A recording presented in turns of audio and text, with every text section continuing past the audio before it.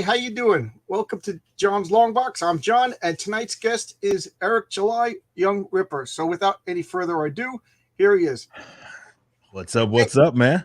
Thank you for coming. I'm flabbergasted that you showed up on my tiny little channel. Man, You this is can what see it's all I don't about, smile much. Ask my wife, and she says there's been 3 times in my life that I smiled. Once when I got married, once when I met John Romita Sr., and tonight when I knew you were coming on my channel. Yeah. So thank you so much. Thank you so much. Appreciate you, man, for having me. Yeah. Your staff has been really nice, real pleasant. We've been exchanging emails. You guys are running like a fine-oiled machine. Oh, we're trying out here, man. That's what we're. I got a great group of guys here, and they keep me on track. They help keep the wheels churning, man. And we're just, we become more and more efficient by the day. Oh, okay, cool. So, my policy on this channel is I always treat every video as if it's a brand new person to comic books showing up. I try to use the old Jim Shooter, old Marvel method that I guess Marvel doesn't like anymore. But so let's pretend nobody knows who you are. So who is Eric July? Man, well, first and foremost, just a guy that is involved in a million different things, and I've had the blessing to be able to make careers out of all the things that I'm involved in. One thing that's always funny about my channel is, depending on what topic I'm covering, I read comments, and every now and then you'll get someone that says, hey, this is this person from that. I didn't know he did this, so a lot of people know me from being in being involved like metal bands.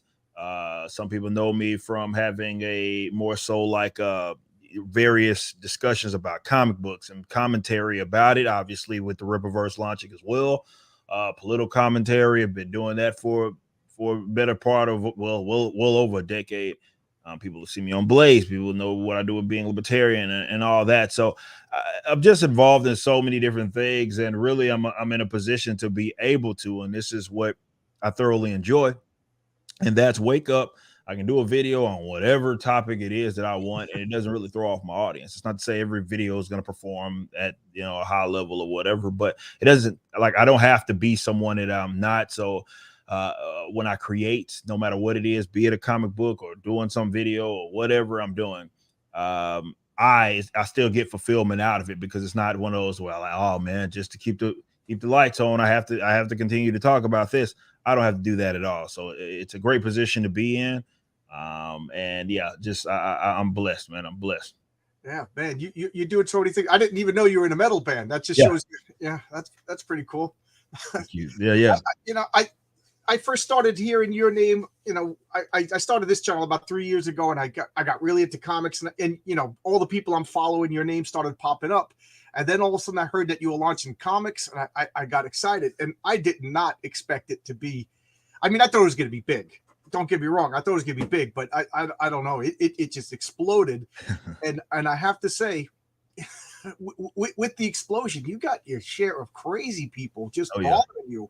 Oh yeah. And, a few of them I've been attacking too, because but what is going on? Like, the internet is a beautiful place. I've been blessed. I've been talking with so many people. You, Chuck Dixon, it's and then why are you sitting on the internet attacking some guy who's doing his own thing? I think it's admirable. I think this is what America's all about, Yeah, it's one of those things where I say this. I was speaking about this on someone else's show not too long ago, and how the thing that I've done that's the least political, right, the least polarizing, at least it should be, has been create a comic book, right? It's the most apolitical kind of thing that I've been involved in, and despite that, it's the one that I got the most backlash for. Right. And it is weird. It's very weird. It is weird. But I think a lot of it comes from just a culture and climate that we're kind of living in right now, where people like myself, sometimes it's political, don't like what it is that I have to say about the certain things. And they look at it like I am not supposed to be in the position it is that I'm in. Or look at it like, well, he's undeserving of being in the position I'm in. And you get a lot of that envy. Envy is kind of more jealous. Envy is the worst. Yeah, it is. It absolutely is worse. And unfortunately, there are people that look at my situation and others like, hey, that should be me, or that should be this other person that it is that I know. So you couple all that with the fact that their efforts just have really not worked. It has a way of making them even more angry, right? So you have Isom 1 and it launches and it does the numbers that it does. And then Isom 2 is, we backdoor that with another multi-million-dollar campaign. So, again, it has a way of just aggravating these people. And, for me, they say success is the best revenge, right? All day long. You're having the best revenge. That's what it is. And, I'm just here create, doing my thing. We obviously never waver. We won't ever fold to idiots being idiots on the internet, because they're not as impactful as they would like to think that they are. So I'm all about the creativity of it all and continuing to create. This is something that I take very seriously, my company, and growing this comic book company as well. So I'm focused on that more than anything. We'll have a little fun here and there with these idiot haters, but ultimately it's about giving customers what it is that they want. I don't understand envy. I look at somebody like you who's made a comic book. I mean, it's no surprise that everybody who loves comic books wants to grow up and work for some comic book company, make a character. So I do too, and I look at what you did and I'm like, wow, that shows that it can be done. I don't get jealous because you created a comic book character. It didn't take anything away from me. Yeah, it's inspiring. I'm like, oh, cool. I could do this too. Ethan's got Cyber Frog. Other people. My friend Brian's got Wolf and Batsy. All these people are making comics. I can too. Why? I don't know. I don't understand this jealousy nonsense. It's a waste of time. It's a waste of time. I don't disagree with that at all. And I'm the same way. I see other people being great, and I want to do great things as well.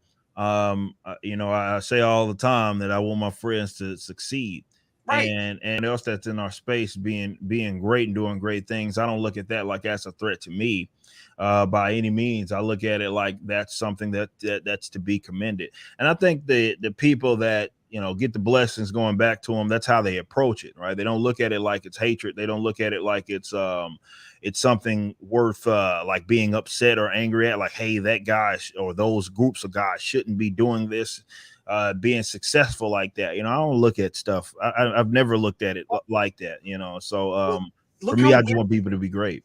Look how weird it's all gotten, because in the 80s, Eastman Allard made the Teenage Mutant Ninja Turtles. Came out of nowhere. People told them they couldn't do it, so they did it on their own. And man, is that a phenomenon? That exploded. And what did that do? Did other people sit around and say, like, oh my God, those guys took them? They made comic books, and next thing you know, there was an indie boom.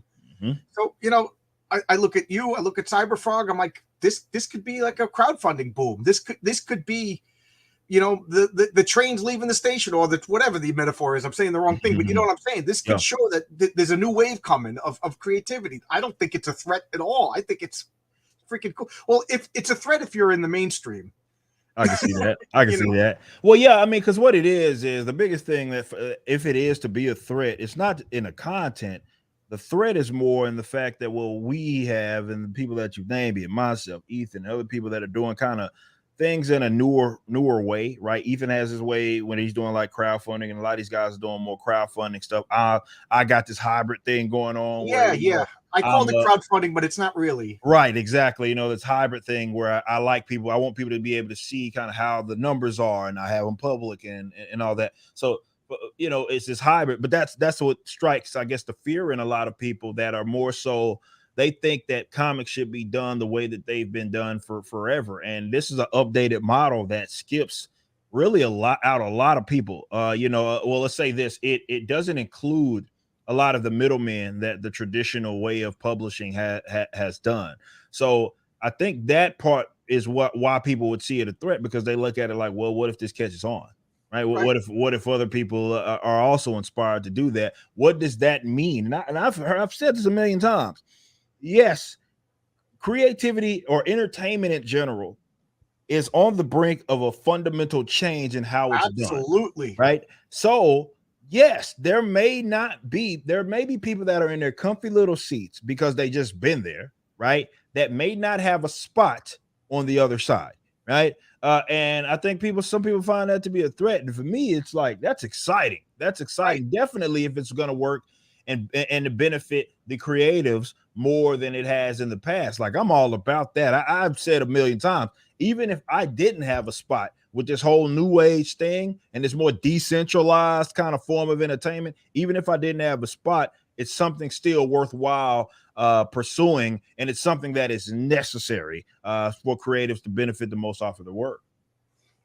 So let's, like I said, I always try to treat every video as if it's somebody's first. So what is the name of your comic that's out right now? I mean, right now, first one was Isom 1. Isom 2 we just finished the book of fulfillment for the pre-order. Now you of course still can't get both books, Isom 1 and Isom 2, over at Ripperverse.com. So Isom was in the description. Yep. So Isom was the first character that we introduced in Isom 1. We also, through that, we launched a bunch of, or showcased a bunch of other characters that that appeared in the book. They had their first appearances in that book that we're doing some things with later. For example, you mentioned Chuck Dixon. Chuck Dixon is writing the next book for the Ripperverse, which we're set to try to launch this pre-order maybe sometime next month. Cool. It'll be Chuck Dixon's Alpha Core. You want to get caught up on their first appearance, you can go to Ripperverse.com and read Isom's book. But Isom, you know, I had to be creative with that, right? I had to try to figure out, okay, this isn't just for this character. This isn't just for this character. This is for this entire universe. We're launching the entire universe, not the Isom verse. It's the Ripperverse. So we're launching this entire universe. So for me, I had to try to figure out a way to do that. So I figured, hey, let's start at a point where not only the world is established, but this character right here has already gone through some trials and tribulations. So we start with Isom, the character of Avery Silman, being a he's already retired as a hero, right? He's living on his own outside this massive city called Florist Park, doing his thing on a ranch. And Isom 1 is actually about him. He got asked by his sister to go check up on a family friend, and going back into the city, a lot of stuff takes place that has them kind of second guessing, or rather reconsidering if he needs to put the suit back on. So it's you read that change of pace from that to Isom 2.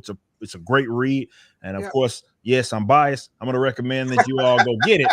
But seriously, just being invested in this universe, we're not going to let you down. And you created this. This is your world that you made up. Yes, this is well, all the characters that you've seen so far, I have been the creator of. Even the books that have been announced with Yaira, as well as Alpha Core by Chuck Dixon, these are characters that I created. But there are characters that both of those groups of writers have and artists have been able to create as well, that we may do some things with. But yes, from launch, these are all things that I conceptualize myself, and working with my concept artists and Marcos. Are we allowed to mention the artist on Alpha Core? I don't want to give away. Joe Bennett. We absolutely. Yeah, I wanted to say that, but that's not my news to give. Yeah. Joe Bennett. We announced that not too long ago, that Joe Bennett, of course, is the artist who's actually the latest. One of the latest announcements. So yeah, just how I just think that's great. You know, yeah.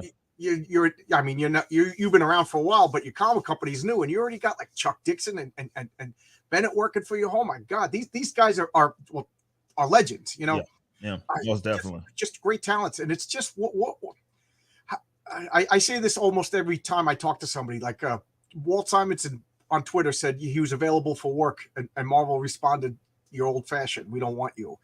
What is going on with mainstream comic books that they don't want living legends? Like, you know. It's obviously, I'm thankful in my own way that Chuck Dixon was kind of a free agent, as well as like guys like Joe Bennett. But it does speak to an issue in the industry that a guy like that, who is arguably one of the most prolific comic book writers of all time, not just our generation. I say of our generation, but really when you consider his works and the things that he has been a part of and characters that he's wrote, he's one of the most prolific writers of all time, and they don't hit him up. Right. And, you know, and he's a proven seller. Yeah, a proven seller. He's created characters that they're in movies that have generated billions. Yep. He knows exactly what it is that he's doing. And yet he was a free agent, and it's sad that that's kind of how it is. But for me, I look at it like, well, these living legends are still here. We're starting a new universe, and these guys that have been around for a while, that have done work like the Chuck Dixons, even the Saska sisters, who have been around. They're doing the Yaira book. Yes, yes. They are enthusiastic about this because it does come with some level of yeah, there's boundaries. We don't creativity doesn't mean just absolute free for all, but they have some level of creative freedom here to be able to see these ideas come to life as well, and it's something that is new, that is fresh, and they get to see at the ground level. And they have a blast actually creating, like the amounts of different stories that we've come up with between myself, Jen and Sylvia Saska, and Chuck Dixon has been crazy. Chuck Dixon's already starting some other work, and we have a unannounced He's the most enthusiastic, positive guy you'll ever meet. He's awesome. He's awesome, and he's an absolute workhorse still. So he was on my channel, and he was calming me down. He was just like, "Nah, I'm just a guy." He was like the most blue collar, normal guy he ever wanted. He doesn't even seem to understand how remarkable he is. But I will say that him being around, right, and around me is it's huge, right? Because he's acting really as a mentor from a writing and a creativity perspective, because I pick up on things it is that he's done. And it's funny, we were just talking yesterday about fleshing it with this other story. I outlined it for him, and I gave him this idea of, hey, we should go this route. And I love how, if there's something that he thinks could be done better, Chuck he'll explain why, right? So it's not like, hey, I don't want to do that, or I don't like that, or that's not how it is. It's more of, okay, I'm having a difficult time seeing why this would make sense because of this, and that. And even from just for me learning and picking up things, because obviously in comparison to him, I'm just getting started, right? Chuck Dixon's going to make a suggestion. You're going to listen. Yeah, most definitely. I'm going to hear him out over anybody else. But it helps me a lot as a creator to have a guy like that around and be really surrounded by industry veterans. I mean, even the artists for Isom 1, right? And 2, Cliff and Gabe. These are veterans, right? These are guys that have been around the game and done stuff for the Marvels and DC's, Star Wars and all that. And they've done a phenomenal job in the past. So, just having these guys around, and the guys like the great Chuck Dixon, it's just so valuable for us as a creative. And again, the fact that they're free agents it's rather insulting, but hey, we bring them here. They make lots of good money. They get paid handsomely. Everybody's winning here. Yeah. Chuck Dixon said the other day on Twitter, he was talking to Bill Willingham, and he said, would you go back to DC? He goes, no, I'm not taking the pay cut. Yeah, he says it all the time. He says that he's like, they can't afford me, right now. And that's yeah, he would have to take one because those guys aren't getting paid well. And that's despite that's one thing I noticed, that these haters of mine seem to just gloss over, right? That part of it, of that we're trying to fix the economics of it all. I believe that a guy like that, Chuck Dixon, should have not only just his page rate should be reflective of what he's able to do in terms of how much he gets paid, but also he should be paid on time. Everybody should be paid on time. And these are things that you don't hear any complaints from people that work for me and work for this company. You don't hear that. Like Chuck was bragging the other day, which was awesome about it. Unprovoked. I didn't tell him to do that. It's like, Eric, forget this and that. He's paying like almost immediate. I submit it and he's paying me immediately. That's something that I take pride in. Yeah. That's something that I want this company to be about. It's not to say that there won't be disagreements here and there, and certain folks won't see. I mean, we're all artists, so egos are involved, right? So there's going to be things that you don't see eye to eye, but at minimum, when someone does the work, let's make sure that they get paid for what it is that they're work. I don't know about you, but I like to get paid on payday. Exactly. But the guys that got way more resources than me, it seemed that's a problem. It's just an issue. It's an issue in this industry, and it's unfortunate. That to me is sacred. You pay your workers. You pay your workers on time. That's what it's about. There is no other thing. Yeah. You pay your workers on time. Now, you've been a long time comic book fan, right? You were a little kid reading comic. What did you grow up reading? Flash was my first introduction. I'd say this. I was doing Wally's. Obviously doing when I was coming up in the 90s. That was our Flash. Yeah, somebody put this on at 9 o'clock this morning, they couldn't wait to make this comment. You Yeah, can talk about Wally West. Splashes. I think, yeah, that was my introduction during that era, and it was more of my connection with the character was obviously a Speed. And for the people that don't know, I was I was a pretty good athlete. Let's just say that I did it all the way up through the collegiate level. The 100-meter dash, 200-meter dash. I have the steal. It has been 10 years now. Actually, more than that. Been 12 years now. The record's still at Texas A&M Corpus Christi. Oh, you grew up in Texas? And I still the record, 100-meter record, is still there in my name. You can go look it up yourself. But that was my connection to Flash, right? It's a character who's obviously as a kid, I feel like that. I don't want to say for everybody, but I feel like for a lot of us, that's kind of what it is. It's like, hey, this person does something that's real cool.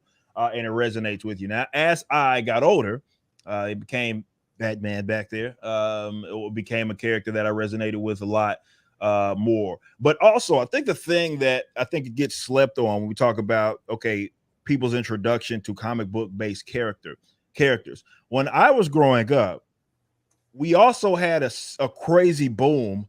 Not a boom. That's putting it lightly. Really, what we find to be the definitive versions of a lot of these characters, right? Yeah. They were appearing outside of also comic book media. So what I mean by that is this is the same era when I was coming up. Batman the animated series was a thing. That was awesome. X-Men the animated series was a thing. You had Spider-Man. You had all that stuff coming out. And that was also Sid W, Fox Kids, all that, and seeing that stuff was important, right? Yeah. Because it's like, hey, who are these characters? What are they about? And then you want to go pick up some comic books to kind of dive into them. But yeah, I just happened to come up during that era, and it was very easy to fall in love with just comics because of not just what was happening, let's say, in print, for better or worse, but also what was going on with like animation and everything there. Those were some awesome. I mean, the comic books were great at that time, and Batman animated series, I think, is probably the best superhero animated cartoon of all time. I mean, again, we often consider that to be the definitive Batman. Oh yeah, without a doubt. That really was a good time to be a fan of comics in general. You said you were identified with the Wally West because you're athletic and speed. I identified with the Thing because it's big, ugly, and slow. A little bit. But yet he still maintained his humor. So there you go. Absolutely. There's something for everybody in comic books. Yeah, it sure is. It's a character for you somewhere. Yeah. So I assume, again, whenever I talk to comic book people, I always have to ask, like, at what point did you realize that there was something going wrong with the mainstream? So you had all different era of Marvel. So you're going in like 2013, 24, like going into the 2010s, the mid 2010s. All right. So Marvel I'm not saying that retcon wasn't a thing of the past. Okay, I was not saying that, and I'm not saying that let's say that I'm not saying that retcons hadn't existed before, right? But there was obviously, I mean, they had a whole line named after it, right?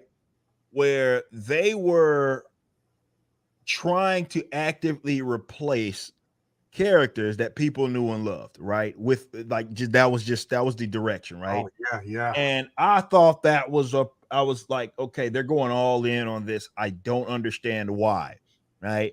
And then obviously, things started to, pick up, and then you saw that stuff started happening in like the live action stuff.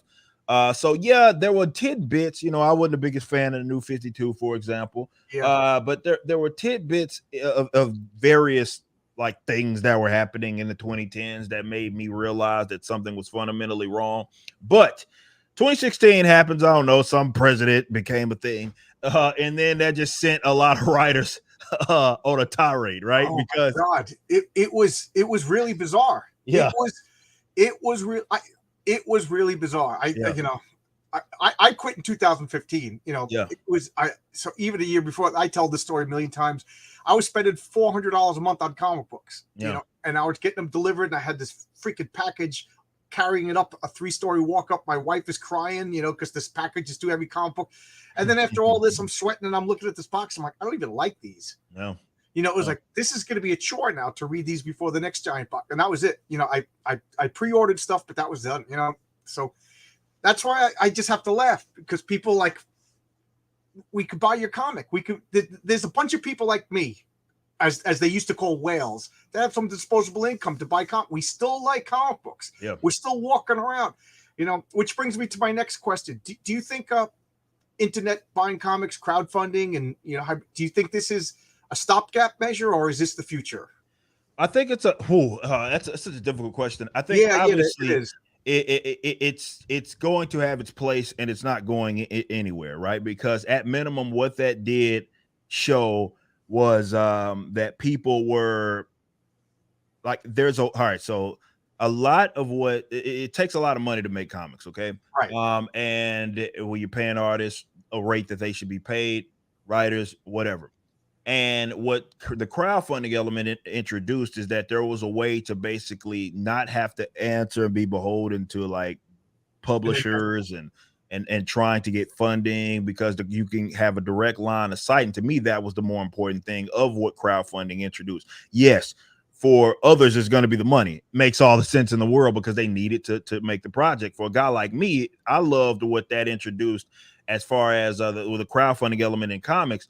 I like the direct line of sight that people have with their audience, right? So for people that don't know, traditionally how comics are being sold, you're the fourth hand to touch the book, right? Or as far as every one of those people gets a cut, so that's why comics keep getting more expensive. So you have print, you have of course the publisher, they get it printed. You got the distributor, which was Diamond for the most part, and they have their own little hub. So you had the publishers talking to them, as well as the retailers talking to them. But you have publisher printing, you have the distributor, and then you got the retailer, and then you got you know what I mean? So that's when you come in. So really, for them, you're not even the customer, right? Like, you're not for the retailers, you're their customers, but to the publisher, you're not. Like, the publisher is more of the distributor and the retailer. So what crowdfunding introduced is that, well, they cut all of that in the middle. So now it's publisher, customer, right? And that to me is awesome. Now that comes with a lot of risk. That comes with a lot of you're gonna hear it, and you should. And I welcome that, and I think that's awesome. And to me, I think that's the way, that more so is what crowdfunding introduced. That's going to be the way of the future. It's the actual creatives having that direct line of sight, as I say all the time, with their customers, the people that are reaching in their own pocket and purchasing these products. So you're going to live or die based on satisfaction or not of the customers. And that is something that I find to be awesome. That's the way market should be working out. And I'm interested to see how, because even us, we're coming up with all these creative ways to make such a unique experience for our customers. And that's what hasn't been able to happen because of the traditional way that publishing and distribution had been done. It's they funny. were kind of protected from, like, almost like the customers were behind a curtain, you know. Bingo. They didn't have to look at me. Like, even when they had that retailers summit that I went to because I worked at a comic store, they were all yelling, "We don't want Girl Thor. We don't want, you know, a 14-year-old kid being Iron Man. We, you know." Every day a guy's coming in, says, "I want to buy a comic book for my kid," and he picks it up and he's like, "This isn't Spider-Man." Yeah. Picks up, "This isn't Captain America," because they just saw it in a movie and they got shouted down. But that, you know, they're not listening. That's because they don't answer to you. Right. They don't have to answer to you. Bingo. Because they're answering. As long as the stores are buying 37,000 variant covers. There you go. You hit it right on the head like that. And that's what has changed with this new kind of era of what it is that folks like myself are doing. Some of the other names that you mentioned, as well. It's funny. I was talking to Shane Davis not too long ago when he came up on one of our like streams that we were a lot of Ripperverse team, and him being he's the cover C artist. He's doing a cover. Oh, well, he did a cover. He did a cover C for Isom #2. Oh, cool. Shane Davis, he's a phenomenal talent too. And we were discussing like what he's doing, because he recently did his own website as well, where he was doing crowdfunding. Yeah, I got his comics too. They're a lot of fun. Yeah, and he's talking about how, like, some new customer ideas, right? Like which I thought was cool. Like, hey, we could do this in the event that they are returning purchasers. And it's like stuff like that. It seems little, but it's a big deal that and an ability to pivot that you have when you're keeping it more independent and you're answering directly to the customers. Right. You have and they appreciate feedback. That stuff. Bingo, you got immediate feedback from these guys, and you're able to pivot based on that because of your size. So for me, I think that's what the whole element of crowdfunding and this kind of new age of selling and entertainment, I think that's I think that is here to stay. And the people that are going to be left behind are the folks that are kind of trying to rely so heavily on this old, broken, kind of archaic model that really only benefits the massive publishers, and really, you know, they're hurting right now as well. Eric the Guapo has a question for you. Ripper, was there a specific hero or story that inspired the creation of Avery? Oh, not a hero or story arc, but Avery's like I think I've talked about this before. The creation of Avery and Isom, and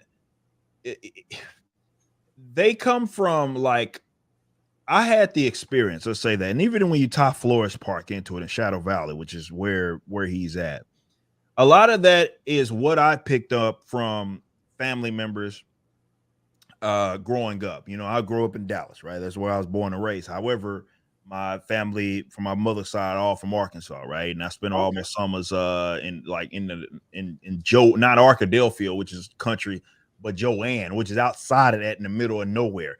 And I spent all my summers there. I spent my freshman year of high school actually there as well. And so I've seen this sort of extreme differences in types of living, right? And I have a massive family there. So a lot of the characters were people that I had seen and like be it family members that I had picked up, really are what was instilled in Avery. And you'll learn more about that as the story kind of comes along. That begs the question: is the villain based on any of your family members? Well, that's even not. Well, I won't say family members, but I will say that some things that I have seen for sure, 100%.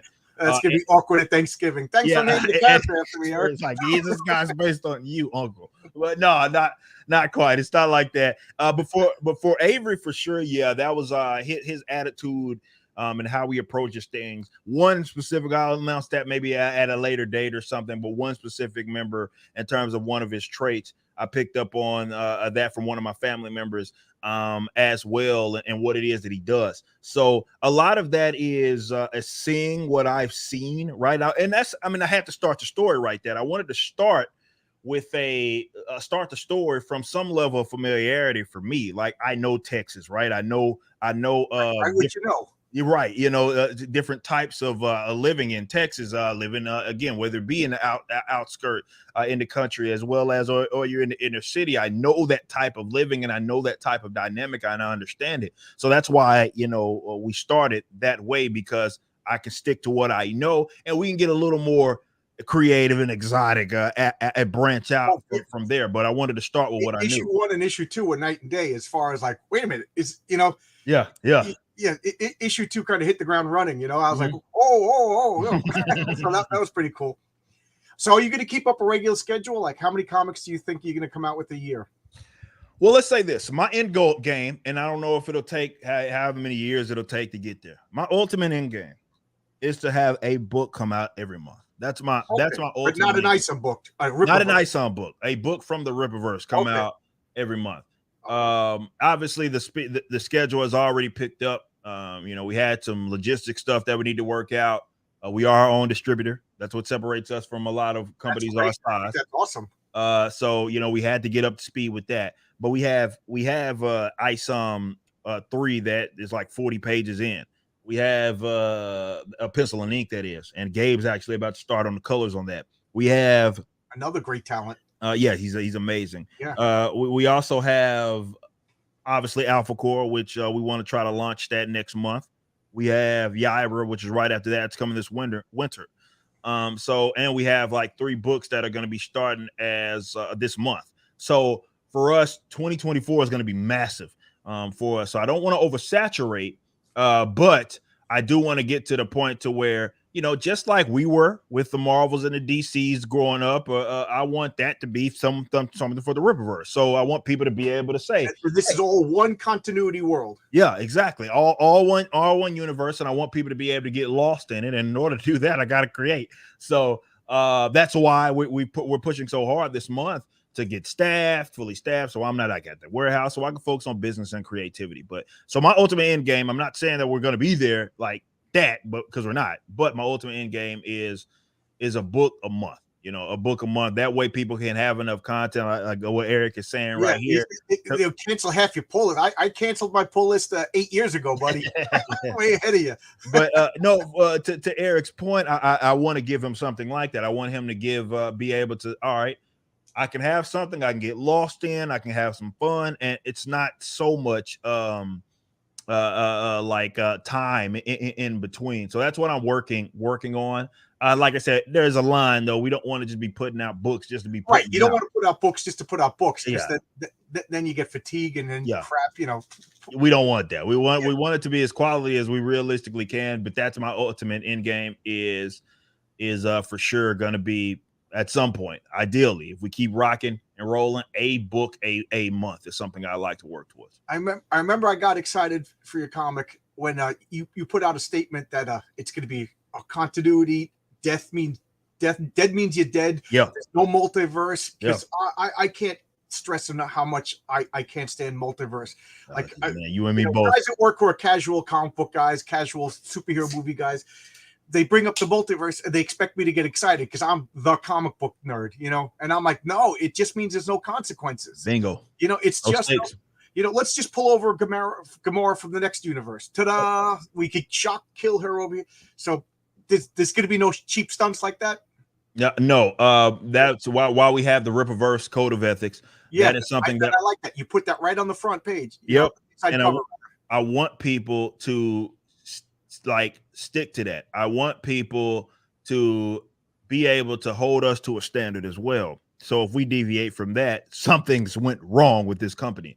So there are no multiverses. We don't do that. There's no second version of this character. We're not doing any of that stuff, because I do want there to be consequences. And I think we got enough talent to make sure that we're all on the same page to understand that, right? So if, you know, and really, that's how it is, right? This whole multiverse and relying on that, it's been a way that they can act as like this sort of content form and have a bunch of writers that aren't even connected with each other, writing the same damn characters, because there's no consequences. Like, who cares what's happening in your book? Because this version of the characters in universe 315 or whatever, and it's like, or Earth 31, like, I'm like, that's one of the things that I despise in comics. And that was one of the things that I wanted to make sure that the audience knew, because I knew there were a lot of guys like yourself and me that don't like that. And I think of it also as a customer, because I think, let me say this, and I'm not knocking people that, well, I kind of am. I guess I'll be completely honest, that like multiverse. Let's be honest. But here's my thing. I look at it from the customer's perspective. Imagine someone grabbing a book, right, that they spent their hard-earned money on, and then, you know, in let's say 2 months from now, that thing got retconned out of existence, and therefore it never happened, essentially, or it doesn't mean anything. So now you just have a worthless. The next book, and they woke up. It was all a dream. There's really no difference. It's lazy. Yeah, it is extremely lazy, and like I said, I think it's insulting to a degree. So people have heard me say a million times is, I want people to buy a Ripperverse book, and it matters. Like that, no matter when, even if they got in on it 7 years from now, right? And they got in on Isom 1 or 2, and they started reading it then, it still happened and it still mattered. And there's still things you can learn about the character from reading that.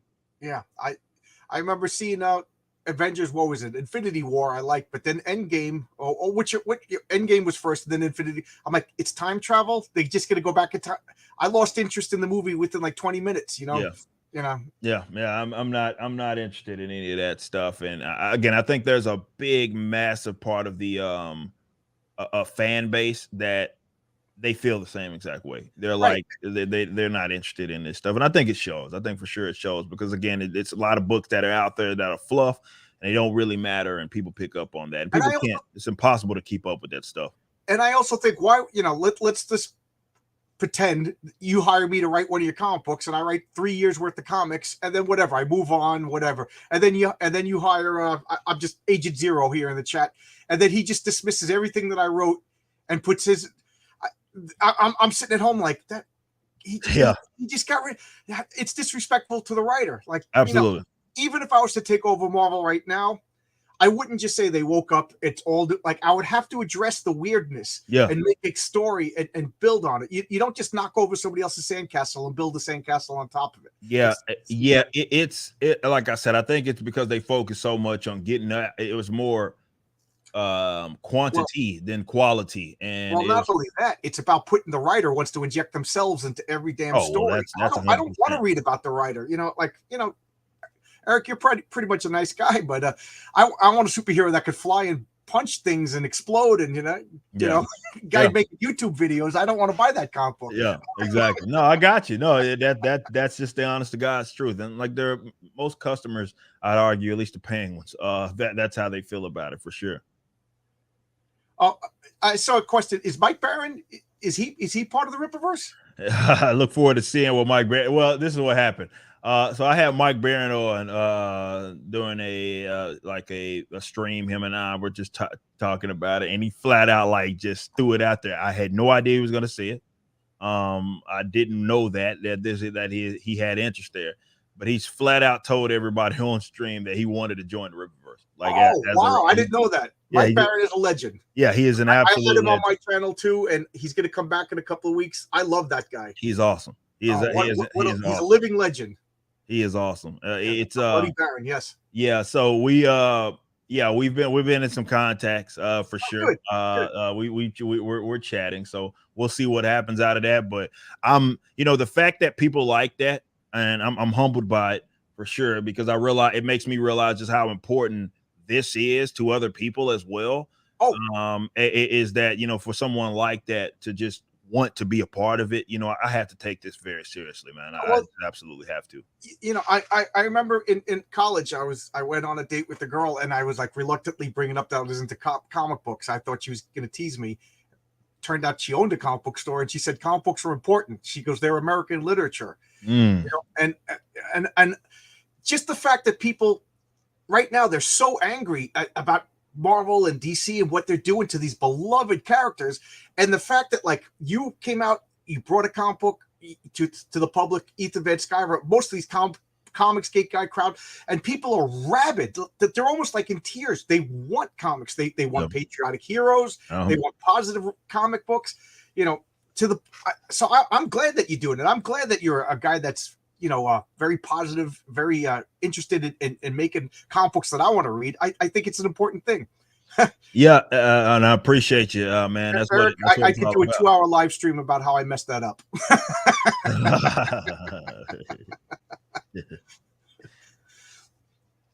So I think just the fact that people are rabid right now, going excited. I think we're in a golden age of comic books. But when I say that to guys at work, I go online and I go to crowdfunding. They're just like, wait a minute, so you pay for this comic book and then it comes out and there's a chance that it might come out. So that's why I keep asking everybody, like, crowdfunding. Do you think we're still in like a larval stage? Will it develop into a butterfly later on? Well, I think look, there obviously it has some sort of as beneficial as it is, and I'm working actually on a long form piece that I think a lot of people are going to find beneficial, and it's basically making money in comics. That's essentially the title of it, because I do think that there is a stigma that comes with it for some people, that hey, they don't know if it's going to come out or it's going to be extremely late or whatever that is, that we have to get over the hump if this is gonna manifest itself. So for me, I want to help people with that, because I think what happens is like you are giving people, because a lot of creatives, and I'm not saying this to crap on creatives, but it's just the honest to God's truth, they are economically illiterate. It's just what it is. Like, that's not that most artists are. They don't really understand money. They don't understand how to operate there. And what's happened is this whole crowdfunding thing, as beautiful as it is, it's also you're sort of giving a lot of access to money to people that don't know how to manage it, right? And it's nuts. yeah, and they're like, oh, they more money than they've seen in their life, and they don't really know how to manage that. So I bought a pony. Yeah, that's basically what's happened. So it has to. They need some help there.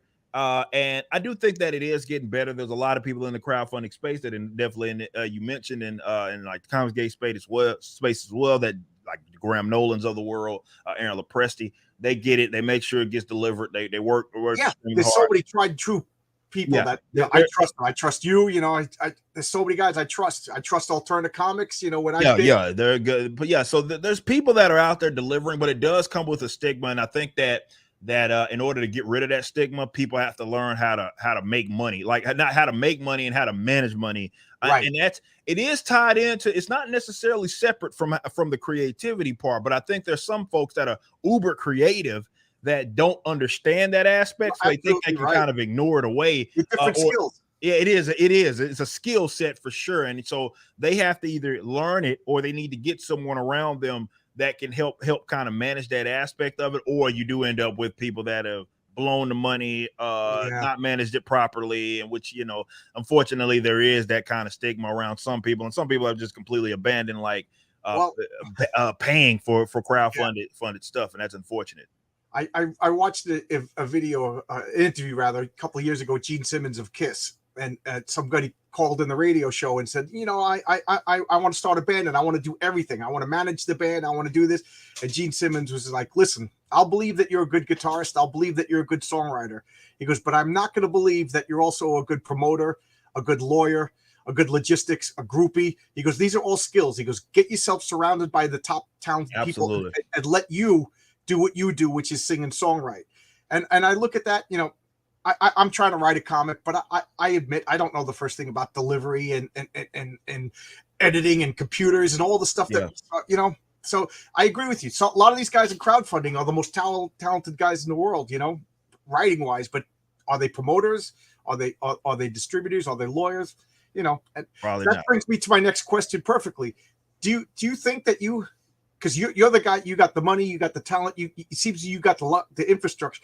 Do you think it would be feasible to be like the indie guy? Like you could publish other people's stuff? I think that I've get asked that a million. Oh, you did? I thought I was all original over here. No. It's a great It's the reason why it's such a good question, because what it is people looking at like, well, they haven't figured out. So how can that benefit other people? So I'm humbled by that. Now, I want to be clear. Like I love the question in itself. Now, will I have a venture? Maybe that is one of my next ventures, is going into maybe either public. And for me, if I did it, and this will be one of the first things that you're kind of getting an exclusive here as far as my answer here. But I would want to kind of do something more as a publisher fulfillment kind of hybrid thing. If I did that, where I could not necessarily maybe the publishing, but at least printing, getting the books for them, as well as delivering them for them. So they'd have to be at a certain stage before we would accept it. So we may do that. That's something that me and my operations guy kicked around.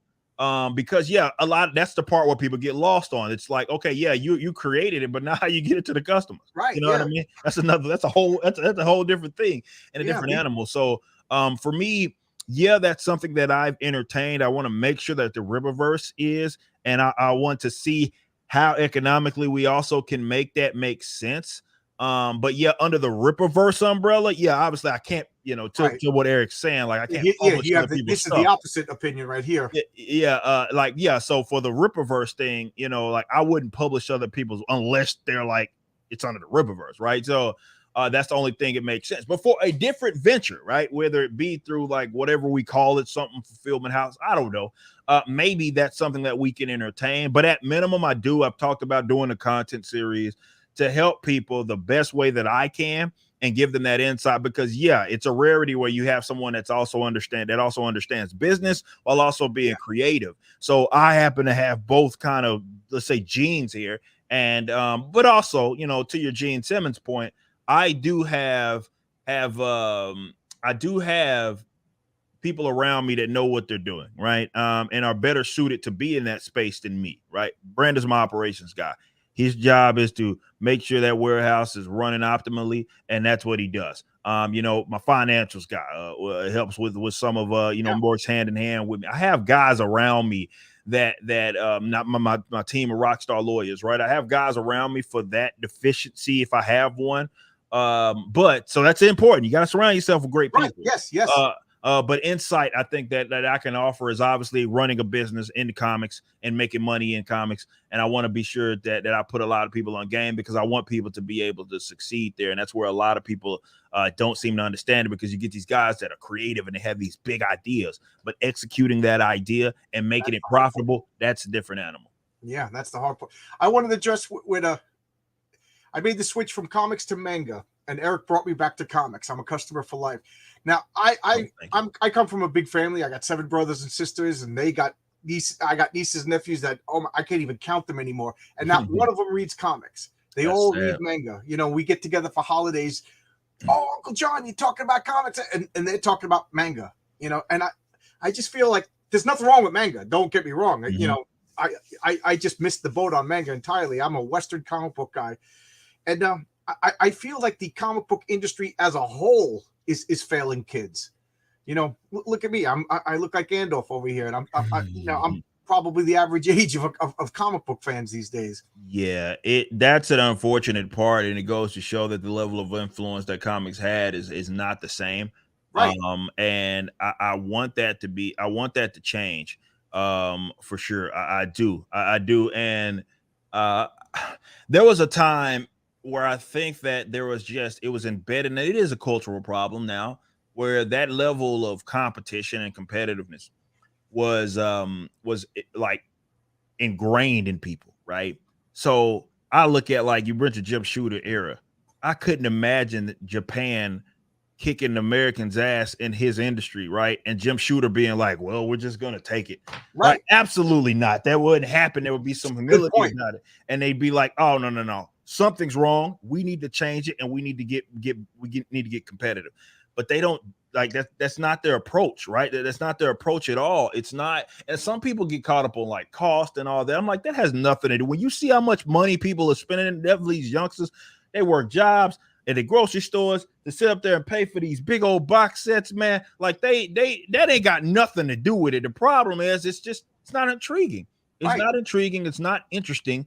And that's what it's confusing. Yeah, which it's confusing. People can start at volume 1. They can start at volume 1 if they want to learn One Piece. They saw the latest episode or whatever. They saw people talking about it. They saw the Netflix thing. Hey, I want to get into One Piece. Where do I get started? Volume 1. Volume 1. Simple. And it's not like they're reading volume 1 and all of a sudden volume 3 it says go check out One Hit Man or One Punch Man, and then come back over here, and then over here, and then you forget the story 3 months later. And because it got retconned out of existence, right? That's what would have happened. But no, it's like they get to start there. So it does need. You can have as many properties as you have, but there still has to be some level of continuity there, and that's what doesn't exist.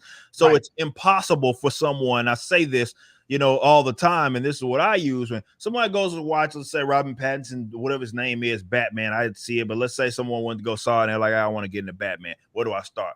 Okay, well, now I have to come up with this damn diagram, and it's going to take up this entire room to try to explain it and where to start, because you can't. Volume 1, issue 1. Which issue? Which one are you talking about? Like, there's you got New 52. You got which Batman are you talking about? You got Rebirth of era. Like, which number 1? You know what I mean? Detective Comics. And, like, where do you start? Like, so it's impossible for these guys to get in on a lot of this stuff, and it's not like they try to make it easy for them. The companies itself don't try to make it easy for them, and that's where companies like ourselves get to correct that problem and say, well, we'll make it easy for you. Isom, that's his book. That's his. That's not to say that I wouldn't tell other Isom stories, but at least with his series, we got Isom 1, we got Isom 2, we're going to Isom 3. I'm not finna reboot it and retcon everything, and now Isom's. I'm not doing any of that because I want next people month to be is not going to be Isom #1, and he's going to be a white midget guy. No, that won't happen. Where it be some just completely different guy. Now Isom's now a Hispanic from some other like no, that's not going to happen. It'll be something they'll understand the character. It'll be a level of familiarity, but also I think a big thing that they have on them that people don't talk about enough is that, it's funny. We were just mentioning Batman animated series and all that. Animes are almost unanimously like one for one, like it's when it's not, you see fans start to get mad. So it's very close to their adaptations, right? That they have when someone else watches it. So for us, I'll go watch a Marvel Cinematic Universe movie, and that character, the Eternals, for example, which shouldn't have been a thing anyway. None of them are the Eternals that we know. They're all like. They don't get me started on. I did a video on why I pulled my hair out over that Eternals movie. It's terrible. So, but it's like imagine it's worse than terrible. It's boring. No superhero movie should be boring. True, at minimum. But no, it's like none of those characters are recognizable, right? I go watch Captain Marvel and some chick calls herself Marvel, and you're like, oh, who's Marvel? Let me go read some comic books. That Benning look just like that character created by Jim Starlin? Yeah, it looks just like it's uncanny. One of the characters very important to the Marvel's universe, considering that. Well, and she looked embarrassed to be in the movie. Yeah, exactly. Right. And it's like, I don't know who that is. Like someone go watch a movie, pick up a book and be like, well, they're not even close to the same character. Right. So that helps, that hinders the readership. It's supposed to be a movie for girls to get girls, and I got no problems with that. So a little girl gets interested in Carol Danvers, and then she goes and buys the comic, and she's like, who's this Marvel guy? Yeah. That's going to create a dissonance and a little bit of like, I don't know how I feel about this. This is confusing, and then they're going to walk away. Yep, simple as that. And that's the issue that the mangas have figured out. They got that nailed, and they understand the importance of that. And this is this is the advantage that these newer kind of comic book companies that value universes like myself, that you have an advantage to fix that. It's like I got a character, flagship character. In Isom, it worked. It resonated. We know it resonated because the first one was maybe a leap of faith. The second one, you can't call it a fluke because people went back. We had a lot of return customers, a lot of new customers as well, and it did insanely good for number 2. So for us, it's like, well, that's something it is that they want. Make it easy for people to pick up because we're not going to stop making the books. So if it's 8 years from now, when someone just learned about Isom, some teenager, someone just learned about Isom, they can at least go back and they can get caught up and they can understand and learn about who this character is. And that's making it easy for them. It doesn't mean you have to hold their hand, but making it easy for them to be able to pick up is something that that manga, and obviously in combination with the animes, they have just they're head and shoulders above what Marvel, DC, or the American companies are doing. So let me ask you, in issue 3, you're going to debut like Punk Isom and Kid Isom? Kid Isom? No, there won't be a kid. There won't be kid Isom or race swapped Isom, and or different multiversal 17 different. There won't be that. Isom is Isom, and that's the only one. I said it before, but I'll say it again. It was refreshing to because I don't know you from tweets, you know what I mean? We all get this illusion of like, oh, this guy's just like me, but you don't, and it was nice. But then when I saw what you wrote about the credo for your company, we're gonna have Isom he's the only guy named Isom. There's no multiverse. If somebody dies, it's real. This isn't a dream. We're gonna have a continuity. You had me at that. All the rest was gravy, because I used to share my comics in high school with all my friends. I used to bring a folder. I was like the evangelical comic book guy. And I remember my friend Andy, he just looked at it and said, it's nice art, but I don't care because it doesn't matter. Yeah. And I said to him, Spider-Man's not going to die, but you appreciate the cleverness of the story. You appreciate like the situation that he gets in, and you're like, how is he going to get out of this? Now you don't even have that because it could just be like, okay, we're going to kill Spider-Man, or we're going to, Aunt May's dead, and then we just forget about it, and she's alive again 6 months later. So even that illusion of peril is gone. Yeah, that's true, and that just shows that there's no stakes. Right. You know what I mean? No stakes, no tension, no excitement. Nothing. So it's like you're getting a worthless book. You know what I mean? And that's the unfortunate part, and that's the thing that you can't sleep on. I mean, you can have, obviously story is king, but you know everything needs to be calculated. This is why I say that the creative stuff ties right into the business decision, because to me that's a business decision. Right. Like, you know, and continuity is like, I want people to be able to keep up with it as customers. So it's a business, it's just as much a business decision as it is a creative one. So this is an advantage that every creative now, newer creative now, you're seeing the mistakes that got made, just don't make them. And I do think that there will be a creative renaissance for like American and Western comic books if they start prioritizing that stuff. I agree with you. You know, I think with comic books, art will attract people to the comic. Yeah. But I think story will keep people to the, you know. Yeah, absolutely, 100%. That's what it is. I mean, that's what's gonna really get people invested, right? You can have, and that's what, you know, you can't sleep on. You got the coolest artist in the world, but you know, give people a reason to get invested in that character and into that universe. It's so important. We learned that from 90s Marvel. I mean, 90s Image, right? It was all great art, but I dropped all those comics after 5 or 6 issues because they were going nowhere. Yep. You know? Yeah. We got a lot of people popping up, names that I haven't seen. So thank you, everybody. I've been talking for an hour, and I don't want to keep Eric here all night long. So, anybody want to ask a question? Eric, do you want to say anything? Oh no, I'm just glad to be here, man. I'm so glad that you're here. Yeah, I'm beyond the moon happy that you showed up. This is excellent. You know, thank you so much. I'm just gonna filibuster for a minute to see if anybody's got a last question, because your time is valuable. I appreciate you, man. I appreciate you so much. This Geek Bubba Hero says art sells issue 1, writing sells issue 2. He's a good way to put it. That's a good way to put it. That's a good way to put it. Right. You're absolutely right. That's so again, Isom. Oh, what I forgot the point. I just got myself flustered and I forgot what I was gonna say. Oh man, it's all good. It's all good, man. It's all good. So so you're gonna I heard you say that you were even thinking about like animation, you're thinking about movies. Oh yeah. And we've been contacted by some interesting people, let's just say that, over the last year or so. For me, it would, like, animation is obviously the big thing that we're picking up, that I'm working on, like, in kind of an internal animation team to see. And the thing about that is also, it's not just subsidizing, it's very expensive to make, but it's also monetizing that. It's where you need to figure out a creative way to do that. But yeah, animation is something that we're taking very, very seriously. We got a bit of that, kind of what our capabilities are with the trailer for Isom 2. But we got some other things already planned, because we did hit our benchmark. We did promise that we were going to continue to do some more animation, and we're just going to keep rocking and rolling, man. Keep rocking and rolling. Okay. Agent Zero asks, if you had to pick one comics creator who inspires you, who would that be? Well, less of a creative and more of a businessman, and I would have to say, if Chuck is, you know, that's the creative, right? That right. Just him being around, but that's the easy answer. But you know, we kind of talked about Jim Shooter and me learning more about him as an adult. You know, I would say there's a level of inspiration, because you got to understand not with even Valiant, like what he did with Marvel. Like, he basically facilitated its most successful era, like in books. You're talking the Claremont era, all that good stuff. And you know, it's funny, he got a bad rap from a lot of creatives.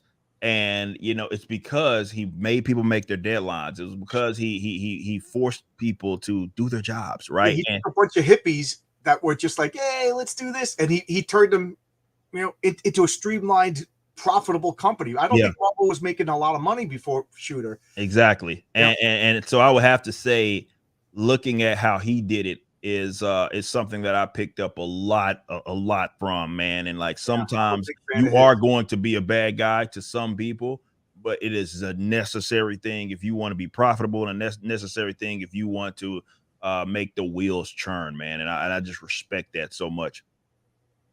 It is Chuck Dixon. Somebody asked a question. I lost it already. It's on the screen already. Is Chuck Dixon and the Soka Sisters going to be long-term creators? Yes, for sure. That's been basically confirmed. You see how enthusiastic they are and how invested that they are. Chuck has there's a book that he already wrote that is going to start. It's unannounced. It's going to start this I would say, Yeah, it's gonna start probably next week. I think that's one of the next week books that's Oh gonna wow. start. So yeah, we got that going. He has another thing that he's working on.